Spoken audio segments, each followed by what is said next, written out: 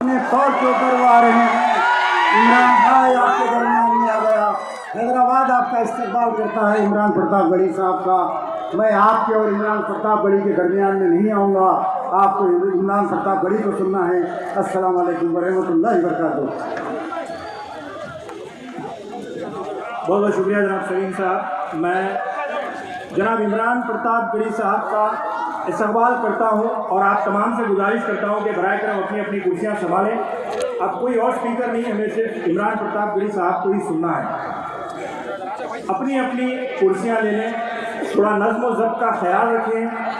मेरे स्टेज के left side काफ़ी लोग हैं, पीछे के हिस्से में कुर्सियां खाली हैं और स्टेडियम का ऊपरी हिस्से में आप लोग बैठ सकते हैं। नज़्म व ज़ब्त का ख्याल रखें।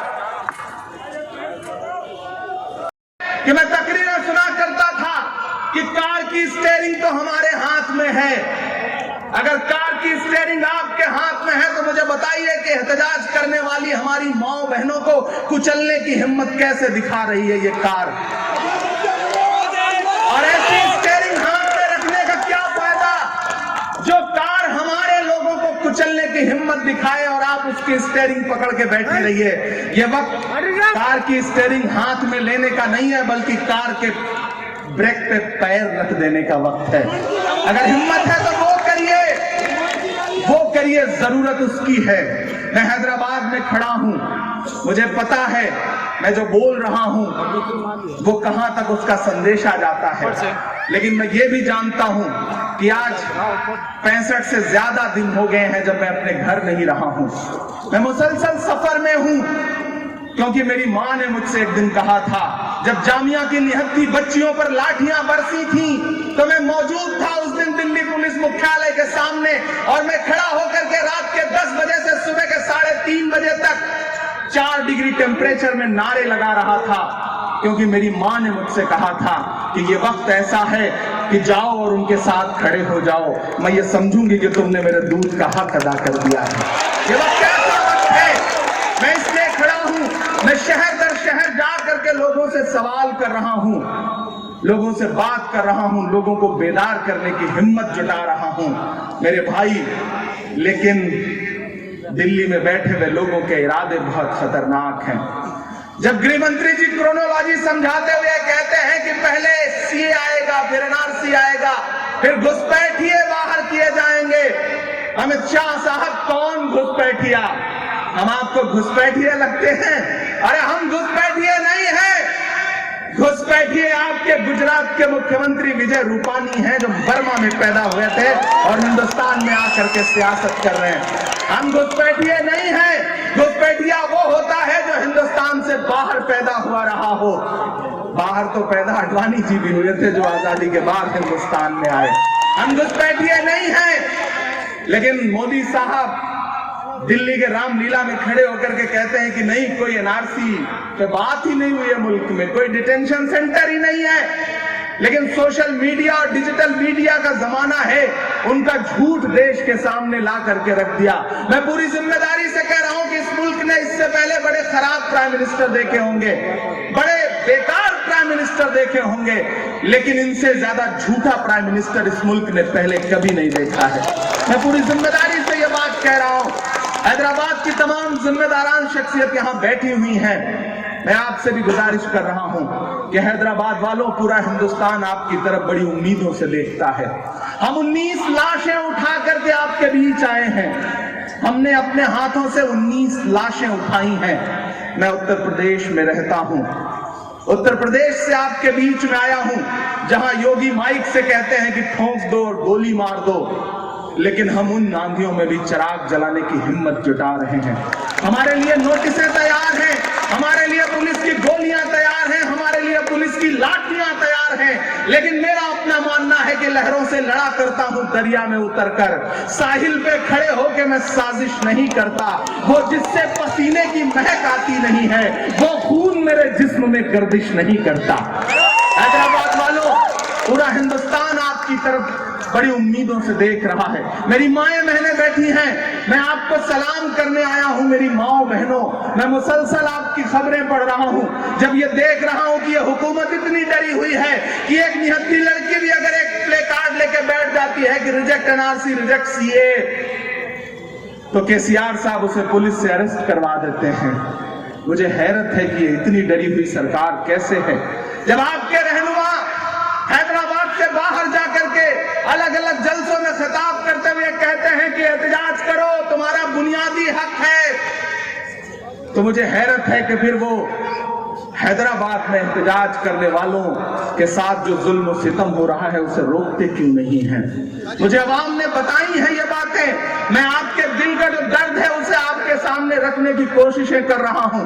एक बात और बहुत जिम्मेदारी से यहां कहना चाहता हूं, हैदराबाद वालों, ये लड़ाई बहुत बड़ी है।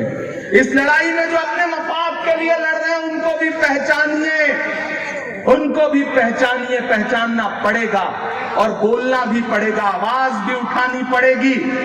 ऐसे लोगों से भी पूछिए कि भाई आप क्यों बांट देना चाहते हैं, आप क्यों झुठला देना चाहते हैं उन लोगों को जो हमारे न होते हुए भी हमारी लड़ाई लड़ रहे हैं, हमारे भाई की तरह खड़े हैं मैदान में। अच्छा, हैदराबाद का तो मामला ही कुछ ऐसा है कि मुझे तो हैरत है कि यहाँ 15 का जो नंबर है वो बड़ा पॉपुलर नंबर है। कोई 15 करोड़, कोई 15 मिनट, और उधर मोदी जी भी कहते हैं 15 लाख। 15 बड़ा टिपिकल लफ्ज है, लेकिन मैं यहां खड़ा होकर एक बात कह रहा हूं, मेरे रहनुमाओं, आप जब 15 मिनट और निगलते हैं तो उसे हिंदुस्तान के आम मुसलमानों को निगलना पड़ता है। आपको ये बात सोचनी भी पड़ेगी, आपको सोचनी पड़ेगी, क्योंकि मैं लाशें उठा के आया हूं, मैं माओ बहनों के आंसू अपने दामन में लेकर के आपके बीच आया हूं, जिनके आंसू पहुंचने कोई नहीं पहुंचा, नहीं पहुंचा। मेरी ये शिकायत है, मैं हैदराबाद में खड़ा होकर ये शिकायत कर रहा हूं कि 21 साल के सुलेमान को बिजनौर से उठा करके पुलिस ने जब मारा तो उसकी मां रोती रह गई। वो यूपीएससी की तैयारी करता था, आगे चल के आईएएस बनता। लेकिन आपको जान के हैरत होगी कि अनस नाम का भी एक 20 साल का लड़का था जिसे उसकी कब्रिस्तान में दफन करने की इजाजत नहीं दी। पुलिस ने यह कहा कि 20 किलोमीटर दूर ले जाकर के दफन करो। हम ऐसे मरहलों से गुजर के आपके बीच में आए हैं, हम ऐसा दर्द आपके बीच में झेल के आए हैं। हमें समझना भी पड़ेगा और हमें ऐसे सियासी रहनुमाओं से भी बात करनी पड़ेगी कि मेरे भाई ये लड़ाई अकेले नहीं लड़ी जा सकती। आप कैसे नकार सकते हो, आप कैसे इनकार कर सकते हो अनुराग कश्यप की हिम्मत को, आप कैसे नकार सकते हो स्वरा भास्कर को, आप कैसे नकार सकते हो अनुभव सिन्हा को, आप कैसे नकार सकते हो 21 साल के उस हरजीत सिंह को जो दिल्ली यूनिवर्सिटी में पढ़ता है, लेकिन उसे एक दिन जा रहा था एनआरसी के प्रोटेस्ट में हिस्सा लेने के लिए जंतर मंतर, तो उसने देखा कि सामने अमित शाह भाषण दे रहे हैं दिल्ली इलेक्शन में। हरजीत को जोश आया, उसने सोचा जंतर मंतर जाके क्या सवाल पूछना, सामने अमित शाह खड़ा है, लाओ इससे सवाल पूछते हैं। वो कूद गया सामने और अमित शाह के सामने बोला रिजेक्ट एनआरसी, रिजेक्ट सीए। उसे अमित शाह की पुलिस ने और अमित शाह के गुंडों ने बहुत पीटा। आप कैसे इनकार कर सकते हो उसके एहसान को, आप कैसे इनकार कर सकते हो सूर्या रजप्पन नाम की उस एडवोकेट को जो अमित शाह लक्ष्मी नगर दिल्ली में कैंपेन कर रहे थे तो अपने घर के बाहर से उसने बैनर लटका दिया कि रिजेक्ट एनआरसी, रिजेक्ट सीए। उसी शाम उसके लैंडलॉर्ड ने उसे उसके घर से बेदखल कर दिया। आप कैसे इनकार कर सकते हो, आप नहीं इनकार कर सकते। आप कैसे नकार सकते हो जंतर मंतर पर बैठी हुई प्रियंका गांधी को, आप कैसे नकार सकते हो सुलेमान से लेकर के मुजफ्फरनगर से लेकर के लखनऊ में एसआर दारापुरी और सदर जफर के घर जाने के लिए पुलिस से झड़प करके स्कूटी पर बैठ के जाती हुई प्रियंका गांधी को कैसे नकार सकते हो। आप कैसे नकार सकते हो हेमंत करकरे की शहादत को जो आपके लिए अपनी जिंदगी कुर्बान कर गए। आप कैसे नकार सकते हो गोपी कन्नन को जिसने आईएएस की नौकरी को ठोकर मार दी ये कहते हुए कि एनआरसी और सीए का जो कानून है वो इस मुल्क के आईन के खिलाफ है। आप कैसे नकार सकते हो गोपी कन्नन को जब आप माइक पर खड़े होकर के कहते हो 100 करोड़ और 15 करोड़। तो आप बताओ कि ऐसे लोगों को आप 100 करोड़ में रखते हो या 15 करोड़ में रखते हो। मेरा सवाल है आपसे, आप कैसे नकार सकते हो राजघाट पर 3 डिग्री टेम्परेचर पे बैठी हुई सोनिया गांधी को। आप कैसे नकार सकते हो कश्मीर के लोगों का दर्द बांटने के लिए लाख पाबंदियों के बावजूद फ्लाइट पकड़ करके दिल्ली में लैंड करने की, दिल्ली से टेक ऑफ करके कश्मीर में लैंड करके हिम्मत जुटाने वाले राहुल गांधी को कैसे नकार सकते हो? आप कैसे नकार सकते हो? अमित शाह और नरेंद्र मोदी की धमकियों के बावजूद न झुकने वाले लालू प्रसाद यादव को आप कैसे नकार सकते हो? आप नहीं नकार सकते, और नकारिए भी मत, क्योंकि नकार देंगे तो अलग थलग पड़ जाएंगे। यही तो चाहती है भाजपा, यही तो चाहती है नरेंद्र मोदी की हुकूमत कि आप अलग थलग पड़ जाएं। ये लड़ाई सबकी है मेरे भाई। ये जितने बड़े बड़े बोलने वाले, बड़े बड़े तकरीरें करने वाले जो है ना, ये माइक पर तो कहते हैं कि हम 15 करोड़ 100 करोड़ पर भारी पड़ जाएंगे, लेकिन जब शाहीन बाग की बहनों को वहां से गोली मार के उठाने की धमकी कोई गुंडा देता है तो ये दिल्ली में नजर भी नहीं आते। नजर कौन आता है? पंजाब से 4 बसें भर के सरदार भाई आते हैं, वो बहनों की हिफाजत के लिए आते हैं। कैसे नकार सकते हो आप उनको? नहीं नकार पाओगे। इसलिए मैं आपसे गुजारिश करने आया हूं। मैं यहाँ किसी पॉलिटिकल पार्टी का मेंबर बन के नहीं खड़ा हूं, मैं आपका नुमाइंदा बन के आपकी धड़कनों की तर्जुमानी करने वाले एक शायर की हैसियत से यहाँ खड़ा हूं। मैं आपसे ये कह रहा हूं कि सवाल पूछना शुरू करिए, रहनुमाओं को फरिश्ता मानना बंद करिए। बड़ा नुकसान हुआ है इससे, बड़ा नुकसान हुआ है इससे। सवाल करिए, आंख से आंख मिलाइए और उनसे पूछिए कि हैदराबाद में कोई शाहीन बाग क्यों नहीं है? विजयवाड़ा में, बेंगलुरु में खड़े होकर के अगर आप वहां की खवातीन से कहते हैं कि बहनों एहतजाज करो, तुम्हारा हक है, तो फिर आप बताओ कि आप क्यों जवाब नहीं देते हो? हैदराबाद की बहनों को जो आपसे कहती हैं कि हम क्यों एहतजाज नहीं कर पा रहे हैं, क्या हमारा हक नहीं है? मेरे भाई, मैं तो ये कह रहा हूं कि जो शाहीन बाग दिल्ली से शुरू हुआ वो हैदराबाद में होना चाहिए था। वो हैदराबाद से शुरू होता तो शायद पूरे हिंदुस्तान में और बड़ा संदेश आ जाता। मुझे पूरा यकीन है कि हैदराबाद इन चीजों से उभरेगा भी। वक्त बहुत थोड़ा है, मैं कोशिश करता हूं, टाइम है अरे कि मैं तकरीरें सुना करता था कि कार की स्टीयरिंग तो हमारे हाथ में है। अगर कार की स्टीयरिंग आपके हाथ में है तो मुझे बताइए कि एहतजाज करने वाली हमारी माओ बहनों को कुचलने की हिम्मत कैसे दिखा रही है ये कार? और ऐसी स्टीयरिंग हाथ में रखने का क्या फायदा? जो कार हमारे लोगों को कुचलने की हिम्मत दिखाए और आप उसकी स्टीयरिंग पकड़ के बैठे रहिए। ये वक्त कार की स्टीयरिंग हाथ में लेने का नहीं है, बल्कि कार के ब्रेक पे पैर रख देने का वक्त है। अगर हिम्मत है तो वो करिए, जरूरत उसकी है। मैं हैदराबाद में खड़ा हूं, मुझे पता है मैं जो बोल रहा हूं वो कहां तक उसका संदेश आ जाता है, लेकिन मैं ये भी जानता हूं कि आज 65 से ज्यादा दिन हो गए हैं जब मैं अपने घर नहीं रहा हूं। मैं मुसलसल सफर में हूं, क्योंकि मेरी मां ने मुझसे एक दिन कहा था, जब जामिया की निहत्थी बच्चियों पर लाठियां बरसी थी तो मैं मौजूद था उस दिन दिल्ली पुलिस मुख्यालय के सामने, और मैं खड़ा होकर के रात के 10 बजे से सुबह के 3:30 बजे तक 4 डिग्री टेम्परेचर में नारे लगा रहा था, क्योंकि मेरी मां ने मुझसे कहा था कि ये वक्त ऐसा है कि जाओ और उनके साथ खड़े हो जाओ, मैं ये समझूंगी कि तुमने मेरे दूध का हक अदा कर दिया है। ये वक्त कैसा वक्त है? मैं इसलिए खड़ा हूं, मैं शहर दर शहर जा करके लोगों से सवाल कर रहा हूं, लोगों से बात कर रहा हूं, लोगों को बेदार करने की हिम्मत जुटा रहा हूं मेरे भाई। लेकिन दिल्ली में बैठे हुए लोगों के इरादे बहुत खतरनाक हैं। जब गृह मंत्री जी क्रोनोलॉजी समझाते हुए कहते हैं कि पहले सीए आएगा, फिर एनआरसी आएगा, फिर घुसपैठिए बाहर किए जाएंगे। अमित शाह साहब, कौन घुसपैठिया? हम आपको घुसपैठिए लगते हैं? अरे हम घुसपैठिए नहीं है। घुसपैठिए आपके गुजरात के मुख्यमंत्री विजय रूपानी हैं, जो बर्मा में पैदा हुए थे और हिंदुस्तान में आकर के सियासत कर रहे हैं। हम घुसपैठिए नहीं हैं। घुसपैठिया वो होता है जो हिंदुस्तान से बाहर पैदा हुआ रहा हो। बाहर तो पैदा अडवाणी जी भी हुए थे, जो आजादी के बाद हिंदुस्तान में आए। हम घुसपैठिए नहीं हैं। लेकिन मोदी साहब दिल्ली के रामलीला में खड़े होकर के कहते हैं कि नहीं, कोई एनआरसी पे बात ही नहीं हुई है मुल्क में, कोई डिटेंशन सेंटर ही नहीं है।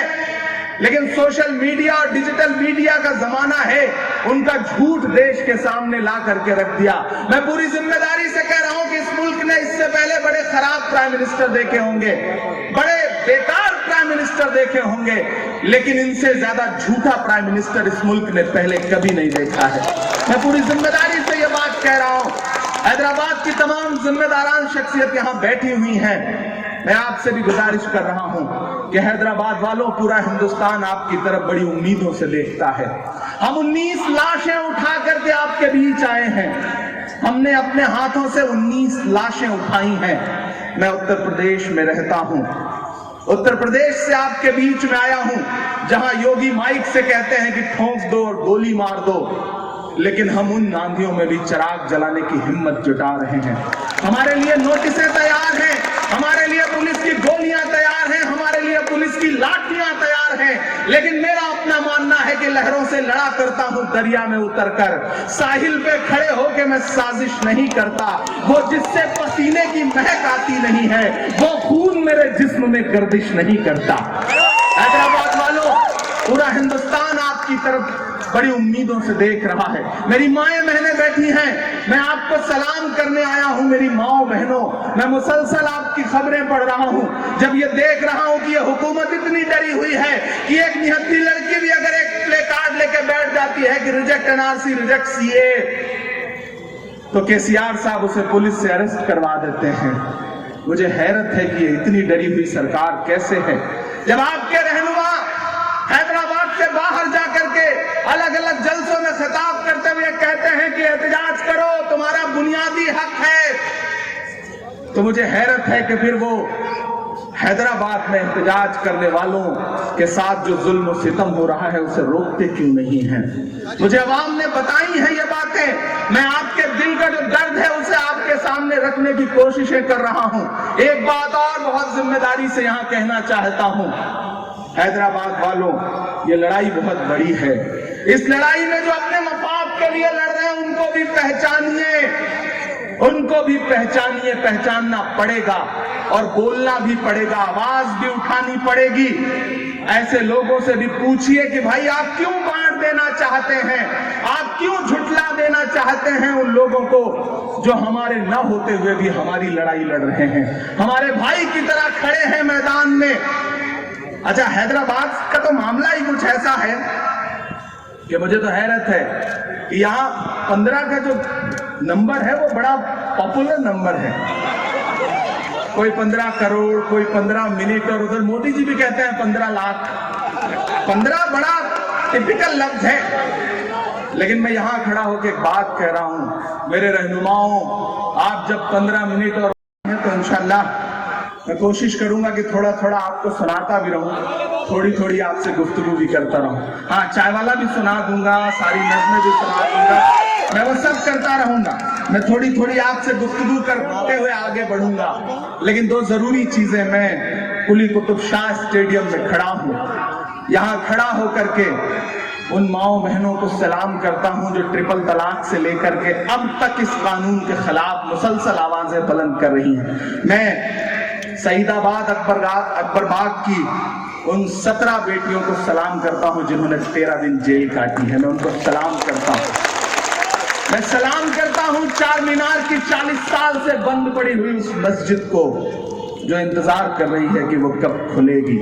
मैं सलाम करता हूं। मैं हैदराबाद में पहली बार इस तरह आपसे मुखातिब हूं, लेकिन यहां खड़े होकर के अल्लाह ये कह रहा हूं कि मुझसे मेरे होने की पहचान नहीं ले सकते हो, मुझसे मेरे होने की पहचान नहीं ले सकते हो, जब तक रब ना चाहे मेरी जान नहीं ले सकते हो, जब तक रब ना चाहे मेरी जान नहीं ले सकते हो, मेरी सांसों में जलती बारूदें तो भर सकते हो, मेरी सांसों में जलती बारूदें तो भर सकते हो, लेकिन तुम मुझसे मेरा ईमान नहीं ले सकते हो, लेकिन तुम मुझसे मेरा ईमान नहीं ले सकते हो। ये लहराते हुए तिरंगे यहां मौजूद हजारों की तादाद में हैदराबाद अजीब हुकूमत है, कहती है कि ना तो पैन कार्ड मानेंगे, ना तो वोटर आईडी मानेंगे, ना तो आधार कार्ड मानेंगे। तो मेरा मन करता है मैं अमित शाह से पूछूं तो क्या भैया ये सारे कागज जियो का सिम खरीदने के लिए बनवाया था, तो बनवाया किस लिए था? गजब तो ये है साहब, अमजद साहब, गजब तो ये है कि कहते हैं हम पासपोर्ट भी नहीं मानेंगे।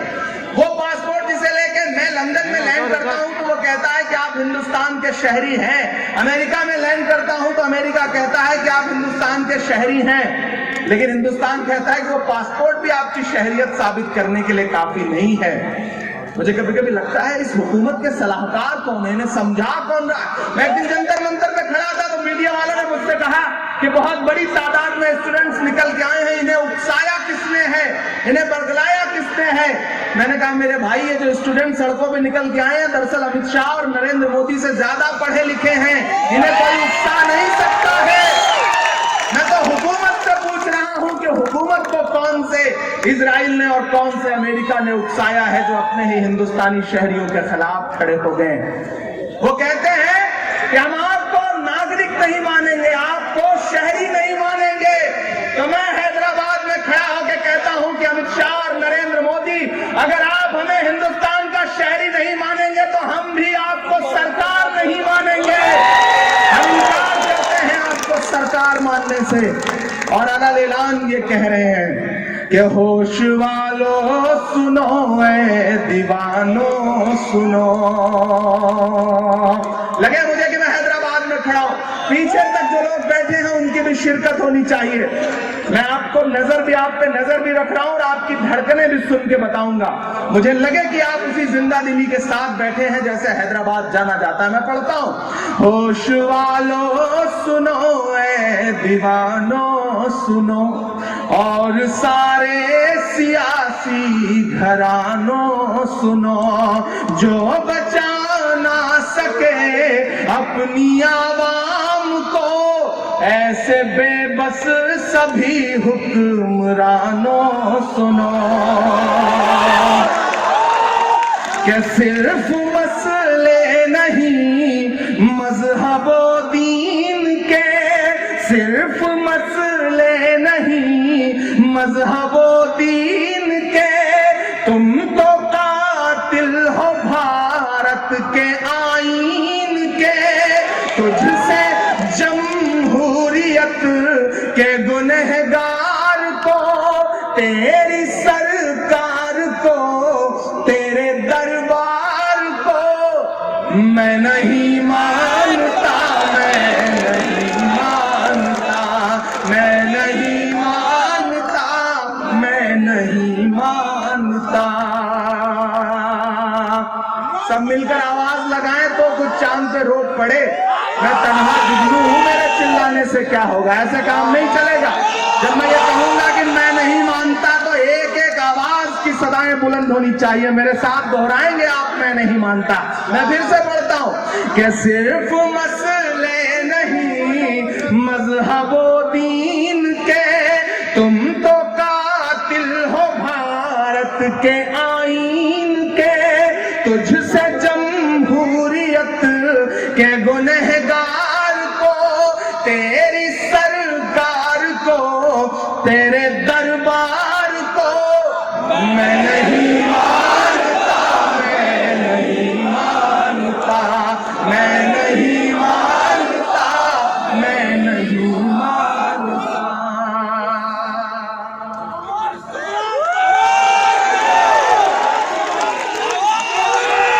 फिरौन की है नमरूद की है, फिरौन की है नमरूद की है, फूलों से जंग बारूद की है। फिरौन की है नमरूद की है, फूलों से जंग बारूद की है। इस बार तो डरना नामुमकिन, इस बार तो बात वजूद की है। इस बार तो डरना नामुमकिन। मुझे 1 करोड़ का नोटिस मिला तो बहुत सारे साथी परेशान हुए, लेकिन मेरी अम्मी ने मुझे फोन करके कहा कि मुझे खुशी हुई कि योगी ने तुम्हें 1 करोड़ का नोटिस भेजा। 1 करोड़ से कम भेजता तो मुझे खुशी ना होती। तुम्हारी हैसियत के मुताबिक का नोटिस दिया है। तुम्हारे 7 करोड़ आवाम की दुआएं हैं। जरूरत पड़ेगी तो 1 करोड़ जमा कर दिया जाएगा। जिस उत्तर प्रदेश में 19 माओं ने अपने बेटे कुर्बान कर दिए, वहां 1 करोड़ रुपए की हैसियत क्या होती है। हैदराबाद वालों, क्या फिरौन की है, नमरूद की है, फूलों से जल्द बारूद की है। इस बार तो डरना नामुमकिन, इस बार तो बात वजूद की है। मिट जाएंगे, मर जाएंगे, मत समझो के डर जाएंगे।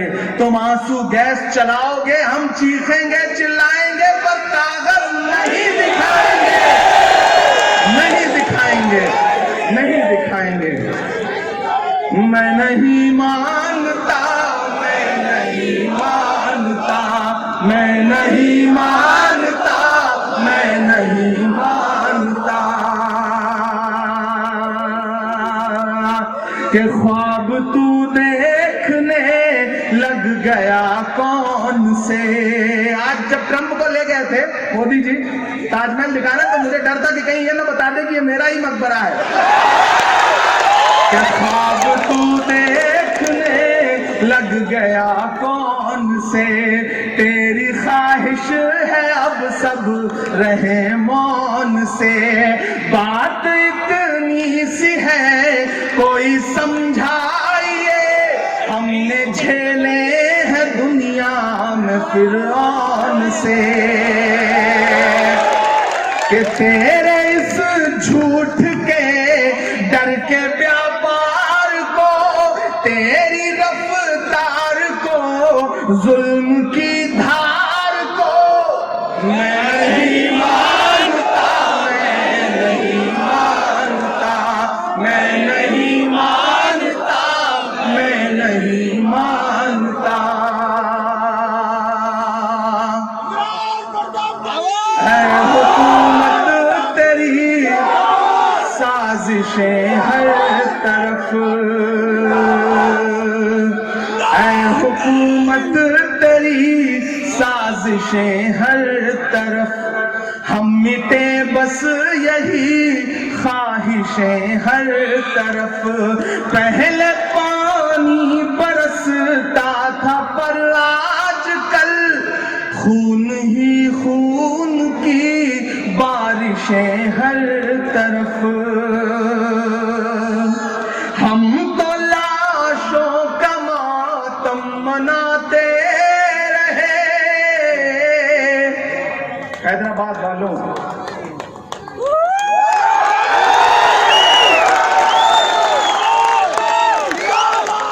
A1 टाउनशिप की एक और नई पेशकश। जहांगीर पीर दरगाह से 2 किलोमीटर पहले मल्टीनेशनल कंपनीज के करीब, जो कि बिल्कुल आबादी से लगा हुआ, बेंगलोर हाईवे से सिर्फ 5.5 किलोमीटर, बीटी रोड से लगा हुआ, तमाम डेवलपमेंट के साथ 5,50,000 में 100 गज का प्लॉट। A1 टाउनशिप में आपका ये छोटा सा इन्वेस्टमेंट आपका और आपके बच्चों का मुस्तकबिल बदल सकता है। आज ही तशरीफ लाएं और A1 टाउनशिप के इस प्रोजेक्ट से फायदा उठाएं। Office at pillar number 235 opposite fisheries department, Rajendra Nagar, Hyderabad.